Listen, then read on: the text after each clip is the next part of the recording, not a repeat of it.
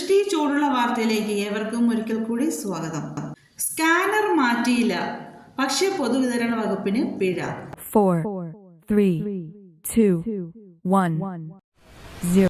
ആധാർ അധിഷ്ഠിത സേവനങ്ങൾ നൽകുന്ന ബയോമെട്രിക് ഉപകരണങ്ങളിൽ കേന്ദ്രം നിർദ്ദേശിച്ച സ്കാനർ മാറ്റത്തിന് തയ്യാറാകാത്തതിനാൽ സംസ്ഥാന ഭക്ഷ്യ പൊതുവിതരണ വകുപ്പിന് പിഴയും മാറ്റാൻ നടപടികൾ സ്വീകരിച്ച IT വകുപ്പിന് നേട്ടവും.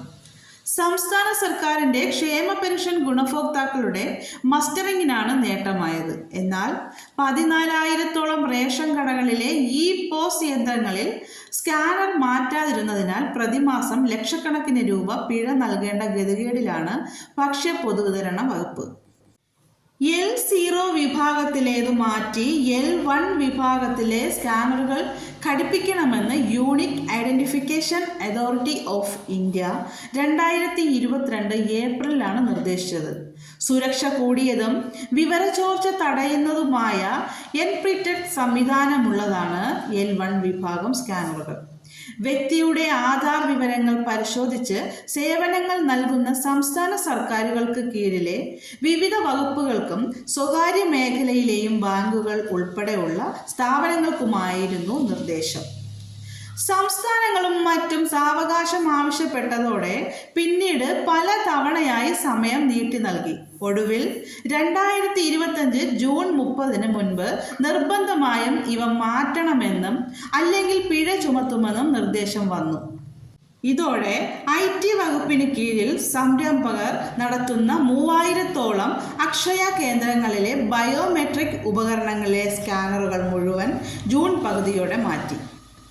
സുരക്ഷ കൂടിയ സ്കാനറുകൾ ഘടിപ്പിച്ചതിനാൽ കാര്യമായ സാങ്കേതിക പ്രശ്നങ്ങളില്ലാതെ ക്ഷേമ പെൻഷൻ ഗുണഭോക്താക്കളിൽ 40 ലക്ഷത്തിൽ പരം പേരുടെ മസ്റ്ററിംഗ് അക്ഷയ കേന്ദ്രങ്ങൾ വഴി ഇതുവരെ പൂർത്തിയായി.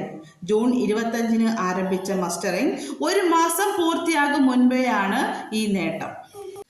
മുൻ വർഷങ്ങളിൽ സാങ്കേതിക തകരാറും പ്രശ്നങ്ങളും കാരണം മസ്റ്ററിംഗ് തടസ്സപ്പെടാറുണ്ടായിരുന്നു. 60 ലക്ഷത്തിൽ പരം ഗുണഭോക്താക്കൾ ഓഗസ്റ്റ് 24 മുൻപാണ് മസ്റ്ററിംഗ് പൂർത്തിയാക്കേണ്ടത്.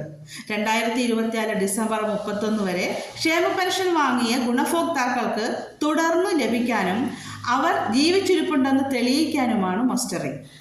റേഷൻ കടകളിലെ POS യന്ത്രങ്ങളിലെ ഇത്തരം സ്കാനർ മാറ്റാൻ 3 വർഷമായിട്ടും ഭക്ഷ്യ പൊതുവിതരണ വകുപ്പ് തയ്യാറാകാത്തതിനാൽ ഈ മാസം മുതൽ പ്രതിമാസം 8 ലക്ഷത്തിൽ പരം രൂപ പിഴയായി UIDAIക്ക് നൽകേണ്ടി വരും.